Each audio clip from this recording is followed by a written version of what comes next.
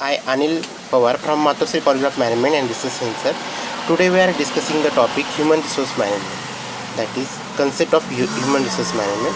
Organizations are made up of people and functions through people. Without people, organization cannot exist. Among the various factors of production like money, material, man and machine in an organization, human resource is considered to be the most important factor. In every organization, the human resource is a very important factor. Human resource is both exclusive as well as important. It is obvious that an organization would try to obtain and make the best use of resources. Human resource management is the task concerned with the managing the people resources is the most crucial and challenging task of the organization. It was previously referred to as a personal management. According to bias and rule, HRM encompasses those activities that are designed to provide for and coordinate the human resource of an organization. Now we see the objective of HRM. The main objective of HRM is that to assist the securing the goals set by the organization. Next one is to help the employee in securing the personal goals for individual growth, to make the maximum utilization of employee potential, to procure efficient employee within the organization, to enhance the job satisfaction, to improve quality of work life, to update the employee regarding managerial policies, to fulfill social responsibility, to maintain discipline among employees, to increase organizational productivity, to focus on quality performance, to develop harmony in the work culture, and last one is to create the respectful environment. Now we see the scope of HRM. HRM has a very wide application. HRM encompasses all the areas during the service of employee, starting from the time he enters until he quits. Scope of HRM includes the following areas. Procurement. It consists of recruitment prospective employee and then the selecting the most appropriate one for the desired post in the organization. Second one is training and development. It is necessary for the employee to perform well in release situation. Next one is the job analysis and job description. These are the prepared for higher qualified employee by the studying the job requirement of the organization and assessing the defined function of the job. Next one is the compensation or reward. Compensation is provided to the employee for their work. Employee record. Employee records are maintained to collect detail of all employees from the starting of their work. Welfare. In HRM, the welfare aspect of focus on providing good working conditions to their workers. Last one is the industrial relation. HRM helps in maintaining the cordial relation in the industry. Now we see the features of HRM.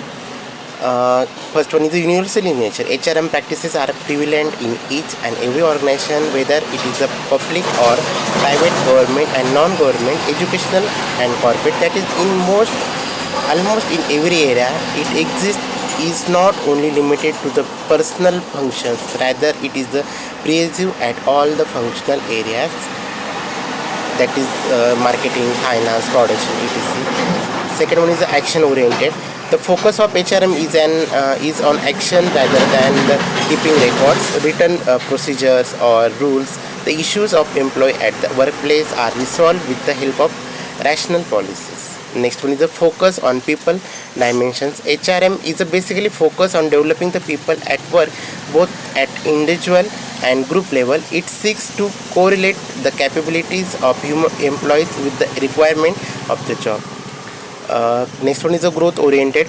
The main concern of HRM is to develop the capabilities of the employee and maintain the reward system according to their expenditure. Next one is the caudal integration. The function of developing and restructuring of harmonious relationship among human resources in the organization is performed by HRM. Next one is the challenging function. People are complex and dynamic in nature, hence management of human resource in the organization demand very close supervision of the employee. Next one is the supplementary service. HR also plays a supportive role by assisting and advising operational or functional manager. And last one is the multidisciplinary function. HRM is a crucial to an organization, and so is the continuously of its concept. It drives ideas, concepts, practices, and principles from various disciplines such as sociology, anthropology, economics, psychology, psychological, etc. Now we see the role of HRM. Role or functions of HRM are two types, that is the managerial functions and operational function. In managerial function, there are planning, organizing, directing, coordinating, and controlling. In operational function, that is the employment, human resource development, compensation, and human relations. Now we see the managerial functions of HRM. In this planning, it is a concept with the pre-planning of activity to be done in the future. Organizing, it is the procedure of aligning people and other resources so that they can work together in order to achieve a goal of organization. Next one is the directing. Directing is a concept with the telling employees to perform a specific task and make sure that the work done is as per the given direction. Next one is the coordinating. Coordination among the people is essential at all level of management for achievement of goal of organization. Next one is the controlling. Controlling is the process of examining and verifying if everything is as per the set plan standard. Now we see the operational function of HRM. Operational functions are special activities which human resource people have to perform for each and every department of the organization. That is first is employment. It deals with the acquiring and hiring the potential candidate for the attainment of objective of organization. Human resource development. HRD is the procedure of building and transforming the knowledge, skills, creativity, attitude, etc. according to the existing and upcoming requirement of the job and organization.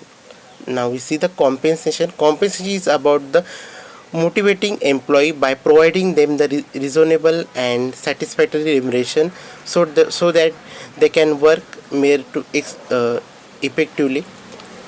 And human relation, it is the procedure of integrating people through interaction at the workplace. It helps people to work collectively in a team to gain high productivity and satisfaction in terms of money, mind, and society.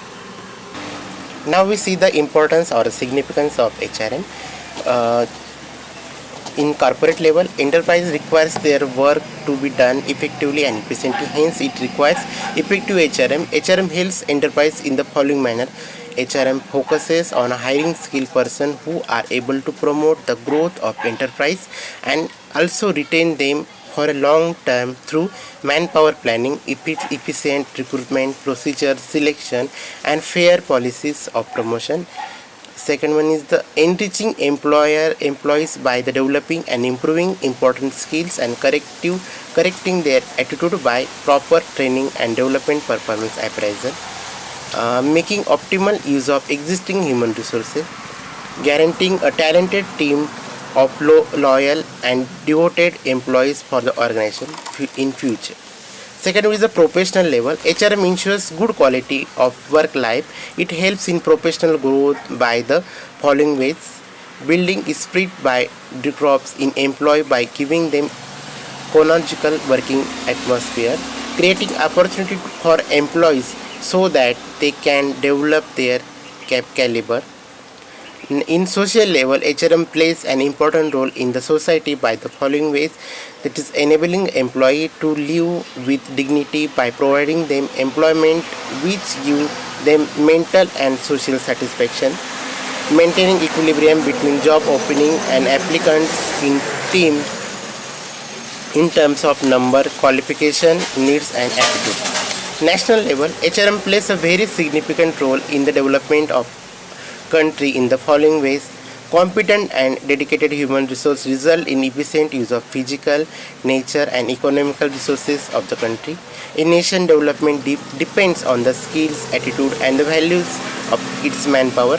Less skilled and less competent people, significant and underdeveloped country. HRM ensures that the human resources of the country are skilled and developed. HRM improves economical growth of the country. This finally leads to increase the living standard and the employment.